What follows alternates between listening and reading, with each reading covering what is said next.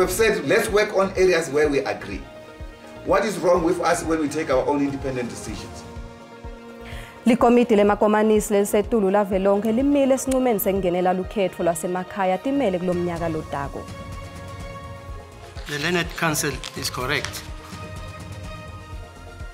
Is it prepared to say, therefore, this evidence amounts to nothing? Inkantolo lephakeme ePitoli ithi kunebufakazi lobenele lekufanele emthokoziseni Maphisa aphendvule ngabo ecaleni lekubulawa kwaSenzo Meyiwa. We're playing against the #1 team currently at the moment, and that's why you wanna come up against and measure yourself. Umdlali Springboks Cheslin Kolbe uthi uyawuthokotela umdlalo labatawudlala nele New Zealand ku Rugby Championship.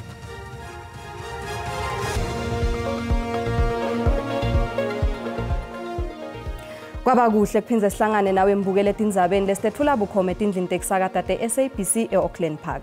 Khumbula ke ukuthi letindzaba tiyatfolakala nasetinkhundleni tekuchumana ngekuthi SABC tindzaba. Likomiti lemakomanisi lelisetulu lavelonke limile esinqumeni sengenela lukhetho lasemakhaya atimele kulomnyaka lotako. Mabhalane jikelele we-ANC fikile Mbalula wexwayise ngekuthi ete bakwati kuvetela luhlelo lwayo lwelikhetho ne-SACP.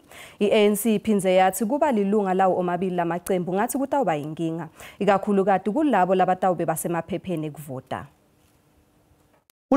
Jikelele we-ANC ufikile Mbalula usechaze isinqumo se-South African Communist Party i-SACP sokungenelela ohulumeni basekhaya njengeqembu elizimele ngonyaka ozayo njengesinqumo esokudicilela phansi unxantathu.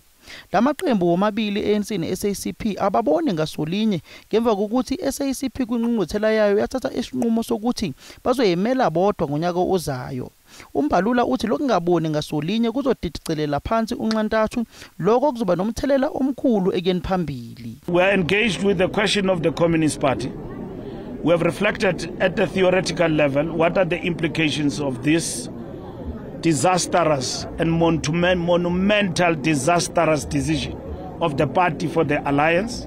We have reflected on that, and we have said as the ANC we are against that. Jikelele we-SACP usole Mapayila uthi amampunge ukuthi i-SACP ifuna ukudicilela phansi i-ANC. uMapayila uthi i-SACP inelungelo layo lokuyimela. You have never asked any other organization to denounce its own Congress decision. We have never asked the ANC to drop its national conference decision, even those we do not agree with. There are men that we do not agree with, that are purely neoliberal. But we've said, let's work on areas where we agree. What is wrong with us when we take our own independent decisions? Abaholi be-ANC ne-SACP bazoqhubeka bebambe ingxoxo kodwa kubonakala ngazi ukuthi lo budlelwane sebufike kanqingentshe.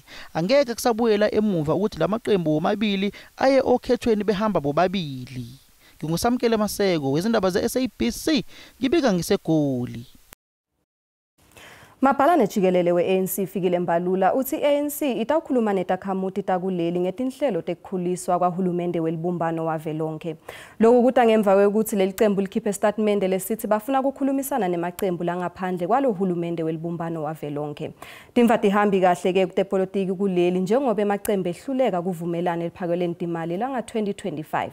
Lekwaholela ekutheni i-ANC igcine seyincenga emaqembu laphikisako ukuthi avumelane nabo ngeliphakelo timali eParliamente. Phele umnyaka akhiwa lohulumende welibumbano kepha ube nebumadima bekuvumelana etinfeni letimbalwa lokubese baleni nje ludzabo leliphakelo timali le-2025. Licembu le-ANC kudzingeke ukuthi likhulumisane namacembu laphikisa ukuthi liphase leliphakelo timali. Kungenteka ke ukuthi kubonakala tinguquko lohulumende welibumbano wavelonke. About the GNU in the next 2-3 weeks, resetting the pattern, work with all political parties in the GNU. And going forward to ensure that the GNU becomes stronger. Njengobeka ukuthi enabiso hulumende lamanye emalunga akhe avakalise ukukhathazeka kwawo. I don't believe that expanding the GNU is going to assist the GNU to go forward. I think it's going to complicate things even further. Bisebunye emitabeni ukuthi kuphase liphakelo timali ngaseceleni kwalomnyaka lamanye amacembu avakalise luvo lawo kwenaba kwalohulumende. I-Action SA ithi nalobe itimisele kusekela uhulumende kumigomo lesita sive itakuchubeka ekwente lokho ilicembu liphikisako ngenhloso yakwakha live. The DA is no longer out there as an opposition. We want to really be a constructive opposition. Hawulile ngalolutsaba.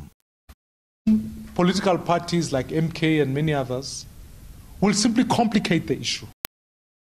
Ithulile ngalolutsaba ke phakulenzeka ukuthi inikete imininingwane yakamuva ngalabo lekhulumisana nabo kulamaviki letako. Kulandzela tinsolo tenkhohlakala emaphoyiseni letavetwa ngkhomishani wemaphoyisa KwaZulu-Natal Jenene Nhlanhla Mkhwanazi, Mengameli Cyril Ramaphosa wasukumisa ikhomishani letawuphenya ngale tinsolo.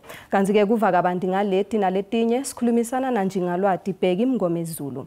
Asikubingelele Mngomezulu sikwemukele tindzabeni tesiswati la ku-SABC. Asibingelele dadewethu, sibingelele kozakweni bese sibingelela nabalaleli. Mhlambe singacala njengekuva Njengalwati ukuthi lokubambeleleka kwekucala kwale khomishani ingabe kutawuba nemthelela longakanani emsebentini wayo. Ngicabanga ukuthi uzoba khona umthelela nakuba ke kodwa ngingenali ithemba kwakuyo le khomishani manje siyokhuluma iqiniso. Kodwa ke uma kukuthi kade uhlele ukuthi umsebenzi uqala ngomsombuluko bese uqala ngolwesithathu vele kukhona amahora uzobe uswaluzile.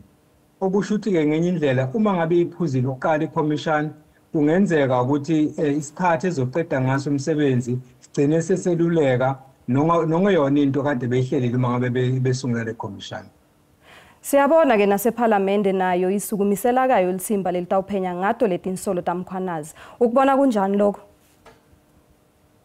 Yona nto ke ngicabanga ukuthi ngaba ngcono leyo ukuthi kuthathwa amaqembu ahlukene ephalamende kube iwona azosingatha lolu daba. Ngoba sibonile kwenzeka nangaphambilini lapho khona kwaba khona insolo ezazibhekiswe umongameli lwathi uma ngabe lusingathwa udaba abakwaSARS bathi akanacala, iNPA yathi akanacala, bonke labantu ababebhekela udaba okufaka phakathi nomvikelo womphakathi wathi akanacala. Kwathi uma kufikwe ephalamende inkomba zisho ngokusobala ukuthi icala likhona. Kwasho ukuthi ke ngaleso sikhathi ANC enezibalo ezithe xaxa yakwazi ukusebenzisa izibalo zayo awuchitha umbiko lona kuyiwona wawukhombisa ukuthi mengabe nezinto kufanele ayiphendule. Manje ngithemba likhona ngoba amaqembu maningi ahlukene alikho iqembu laphumelela ukhetho ngoyelethu. Mhlawumbe ke khona ongenzeka lapho. Nakuba ke kodwa nakhona bekhona phela labo kuthiwa baculela nje izikhundla zabo ukuthi bangayiluzi lezo zikhundla lezo abazogcina bedayisa amaqembu abo badayise izwe ukuze bazuzele bona. Mngomezulu kunekuphambana kwemibono kwetikhulu letisetule embuthweni wemaphoyisa kulibeka kuphi live nakutakute kuvikeleka? Okokuqala nje dadewethu kusenza ihlaya kwamanye amazwe ngoba uma khona izikhulu zamaphoyisa okufanele zinikeze umkhombandlela uthola ukuthi kwazona zivumelana kuzoba nalo minister lonosabambile kwesikhashana uFeroz Khatshana acula iculo lasesheshe kube uMasimula aculela laseWeseli uMkhwanazi ngapho ucula elinye iculo okufanele ngabe liyalandelwa ngempela ngoba leza insolo azenza insolo okungathi uma ngabe zilandeleleka kutholakala ukuthi izwe liyaphambili noma liyemuva. Okusho ukuthi ke dadewethu ukungavumelani noma ungaboni ngasolinye kulabo abaphethe ngapha ohlangothini lezamaphoyisa kusenza ihlaya kwamanye amazwe bese ke futhi kwenza nokuphepha kwezwe kube sengcupheni. Kunamadokethi ke lemuka lithimba leliphenya ngekubulala lokwayamene netepolitiki labuyiselwe kuleli thimba. Kwakha siphi isithombe lokho? Okokuqala umbuzo singawubuza dadewethu ukuthi ayesuselani. Ngoba phela uma kukuthi uphenyo lwaluqhubeka kungane asuswa ayeswa kwenye indawo. Emva kwezinsolo ezenziwe ke uGeneral Mkhwanazi ilapho sesibona khona lawo madokodo ebuyiselwe emuva. Isinqumo esithathwe uMasimula mina ngihambisana naso ngoba vele into kwangafanele yenzeke kwasekuqaleni lamadokodo ahambe. Umbuzo ke esinawo ngokuthi laba abakhalisa ke ambulance uma ngabe lemqulu siphindiselwe emuva yini abayaziyo ekulemqulu ababona ukuthi izobalimaza. Sibonge kakhulu Mngomezulu ngesikhathi sakho. Leyo ke bekunjingalwati Bheki Mngomezulu akhuluma kabanti ngetekuphepha netekuvikeleka kuleli. Asichubeke nato. Sikubutile ke mbukeli ukuthi ingabe kuphambana ngemibono kwetikhulu emaphoyiseni kuthumela siphi isithombe ngetekuphepha nekuvikeleka kuleli. Uphendvule ngalendlela. Ukuphambana kwabo ngemibono kubeka thina simphakathi engozini kwenza nokuthi nengebengu zizenzele umathanda. ayezokuphepha kulelizwe hayi khona sinteke impela futhi ke yabona labo sopolitiki labe sabavotela hayi yibo impela abayinkinga kakhulu. Ucabanga mathuba ebugebengu angahle anze la eSouth Africa kani futhi nekudaleka kwetimbi ngahle kuyanze la eSouth Africa mangabe kuchubeka kwendekala ngalendlela kwendeka khona. Londo ibonisa umbono ombi kakhulu kwaye ibonisa nokuthi sengabemi boMzantsi Afrika asikhuselekanga total phansi kohulumende okhoyo. Hayi thatha kubenzima kakhulu mawubheka indaba la eMzantsi ongazi ukuthi ubani abavikelwayo ngoba uma amadokodo sekhona awalandele ukuboshwa kwaboshwayo. Lo ukuthumela isithombe lesibi kanvele kwathina la eSouth Africa kuyabonakala ukuthi ekuphepha tikagcini kahle ngoba lapha esiphoyiseni bafaka kakhulu abantu basopolitiki. Lona ngumbono wembukeli iSABC etethweswa ukuphendulela ngawo. Inkantolo lephakeme ePitoli ithi kunebufakazi lobenele lekufanele Mthokoziseni Maphisa aphendvule ngabo ecaleni lekubulawa kwaSenzo Meyiwa. Lokhu kuta ngemva kwekuthi lijaji Ratha Mogotleng lichithe isicelo samaphisa sekufuna lamacala lathweswe wona esulwe. Ummeli wamthokozisi Maphisa uvete ukuthi bafakazi wembuso Constable Sizwe Zungu abuphatheki ngoba buyaphikisana kanti kude bufakazi lababitiwe kude uqinisekisa la kukhulumile imibono yelijaji iyehluka. The contradictions are material and affect his credibility. Assuming the learned counsel is correct, is he prepared to say therefore, his evidence amounts to nothing? Lijaji Ratha Mogotleng liqhubekela beka kanje. Zungu's evidence, it's not a total write-off. We have taken about two hours talking about it. If it was a total write-off, I'm sure it would have taken 15 minutes. Kusenjalo Mogotleng uchithe isicelo samaphisa. This is just an application to find out, evaluate if there is evidence before this court. If there is evidence, not Zungu's evidence. We welcome this judgment by the judge that found that that dismissed accused number 4's 174 application.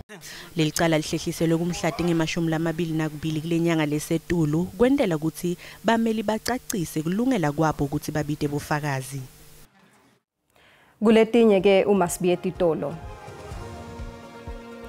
Dokotela Kostrowski longumlimi lekusolwa ukuthi umtukulu wakhe wabulala wangcwaba indvodza emgodini longashoni kuthiwa utivumile tinsolo tekuthi kwake wabulawa umuntu eplazini lakhe ngaphambilini.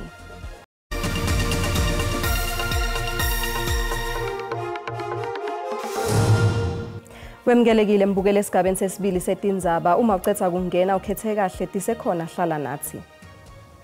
Umbukeli uyexwayiswa ke ukuthi lo mbiko lolandzelako unetiphimiselo letisinzako kulabavelako kufaka ekhatsi nebantfana.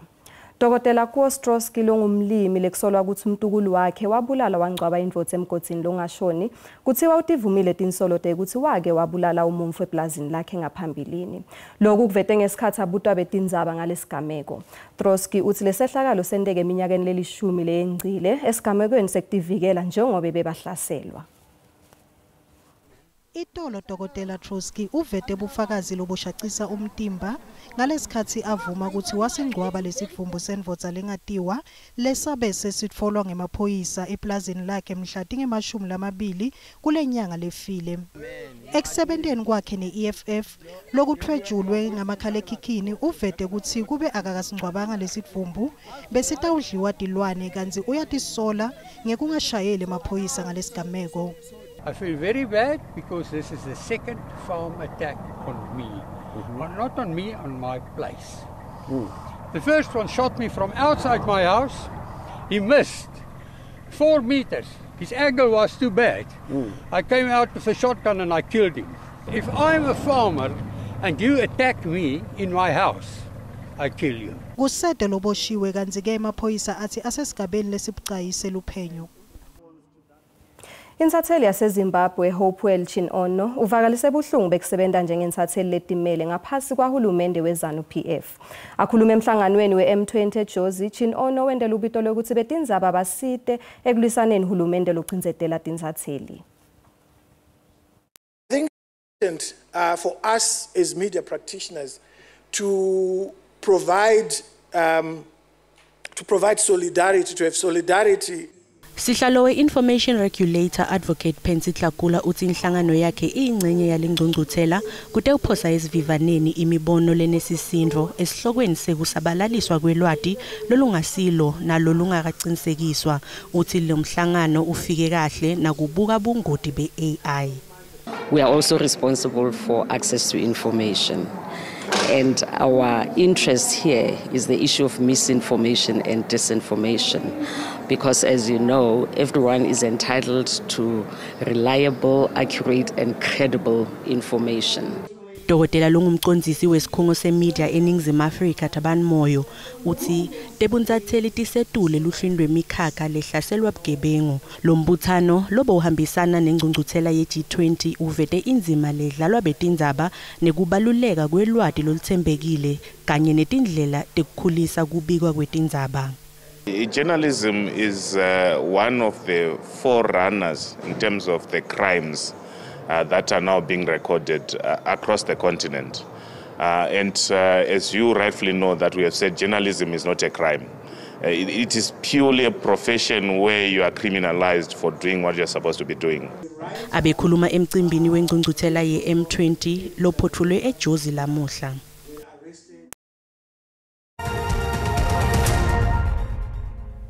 Kanti nasivakashele timakethe tetimali sithola ukuthi lirandi liqinile nalicathaniswa netimali takulamanye emave.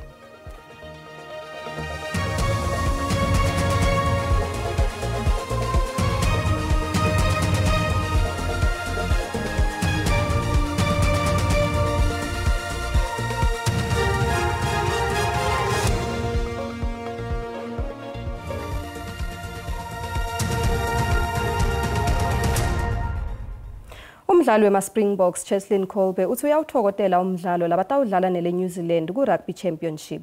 Leli qembu lelihleli kunombolo 2 emdlalweni we-rugby litawuvakashela le New Zealand lelihleli kunombolo 1.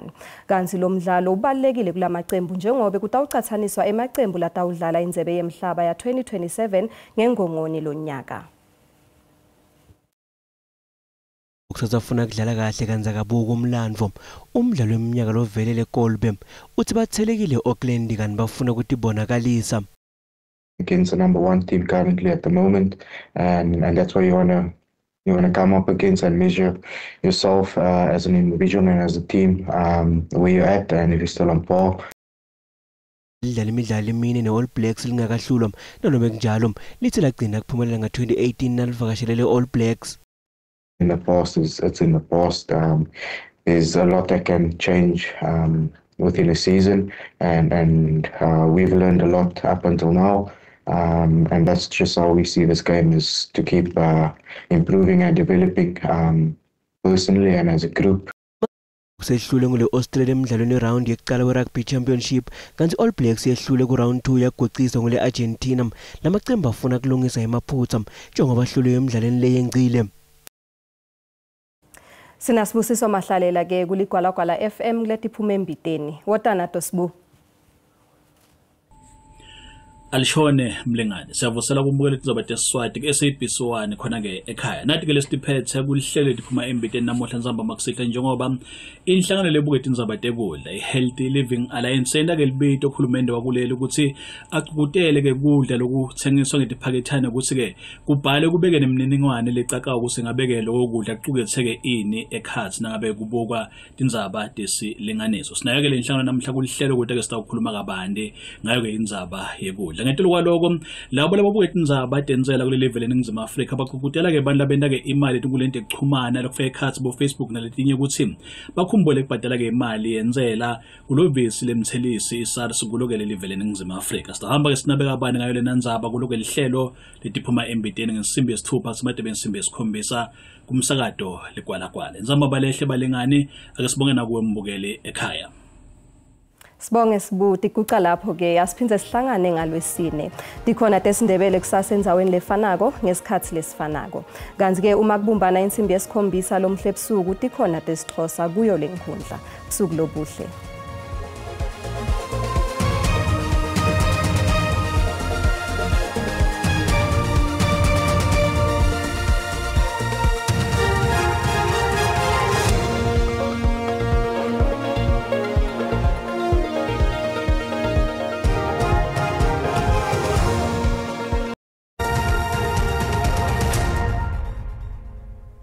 Asikubikele sikwamukele kunasi isimo selitulu kusihlala namuhla sibonga kakhulu kwekulindelwa wakagodi kanti ke masibuka sithombe sethu kusihlala namuhla likhombisa ke kubalela cishe ke eveni lonkana ngwalelo muhla kanti ke ukhona nalomoya lobonakala ke uvunguta ekhatsi kepha ke likhombisa ke ngibonye ngemafu mabuka ke la etifundzeni lethu eligunelive ngwalelo muhla kanti ke naselangeni la kusasa litubeke njalo ke ndekubalela njengoba lo moya ukhona ubonakala ugijima lapha ku 40 km ngehora kanti ke abakhona lawo mathuba emvula lapha kuye ke la 30% mabuka tifundza ke la lethu eligunelive ngwalelo muhla kanti ke mawukhuphuka impumalanga live nakhona asesekhona lawo mathuba emvula lapha kuye ke la 30% kanti ke ikhona nalengungu lekhombisa ke kukhasa pass leyo ubonakala ke kusasa ekseni kanti ke isixwayiso lesivela baka South African Weather Service likhombisa ke ukuthi ngashe ke kushe ke umlilo lotsite emadlelweni labonakala ke abakhona ikakhulu kade ekhasi nelive ngolalo muhla njengoba ubona ingcenye esifundza ke la iFree State kakhulu kade yofika kale ke esifundzeni ke la eLimpopo ngolalo muhla kanti ke masibukela amazinga ekushisa kuthembe njani kakhulu kade elangeni lakusasa masibuka ke la esifundza ke eGauteng mabukwanzwa lefana nabo Pretoria lishisa likhipha umkhovetsheni ngaye ke la 31 eJohannesburg eCarltonville lihleli lapha kuye ke la 30 wehlele kubo Friday nobeke kubo Vereeniging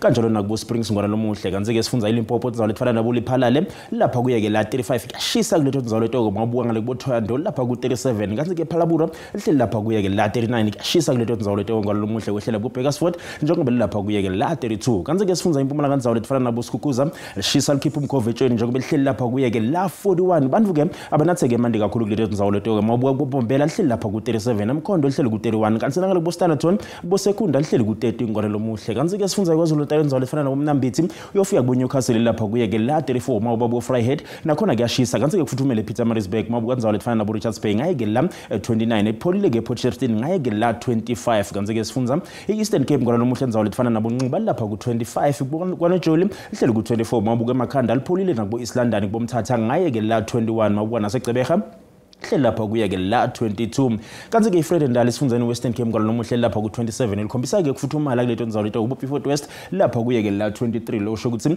leto ndzawo leto likhombisa ke kuphola nakubo George ngaye ke la 19 bo Moselbek kepha ke mabuka ke eKapa ngalo nomuhle lapha kuye ke la 20 lo sho ukuthi lipholile kuleto ndzawo leto kanti ke sifundza iNorthern Cape kuyabanza ke eCalvin ekseni njengoba lapha ku -1 nakubo Sutherland ngaye ke la -5 kepha ke liphole ngetikhathi ke Tanzambama kepha ke kuyashisa mabuka ndzawo lefana nabo Uppington ngaye ke la 33 32 Kurumane kanti ke Springbok uhleli lapha kuye ke la 30 ngolalo muhle kanti ke sifundza iFree State indzawo lefana nabo Bloemfontein hleli ku 31 nabo Velkom bo Bothaville kuyashisa kuleto ndzawo leto kuyophuma kubo Kroonstad kubo Sasolburg lapha kuye ke la 29 mabuka ndzawo lefana nabo Ficksburg ngolalo muhle lapha ku 28 kepha ke kuyobe kubanza ekseni bo Bethlehem ngaye ke la 5 ngolalo muhle ndzawo lefana nabo Frankfurt nakhona ngiletinye ke tindzawo letikhombisa ke kufuthumala ngolalo muhle kanti ke masibuka ke la sifundza iNorthwest kakhulu kade indzawo lefana ke la nabo Tosca lapha ku 32 kuyashisa kuleto ndzawo leto kubo Mahikeng uyofika kubo Rustenburg wehlele bo Potchefstroom ngaye ke la 32 likhombisa ke shisa kuleto ndzawo leto kepha ke mabuka ndzawo lefana nabo Ottosdal letinye ke ndzawo letikhombisa ke kushisa kanti ke mawuhlela ikakhulu kade kubo Taung lapha kuye ke la 34 kubo Vryburg bo Soijarenege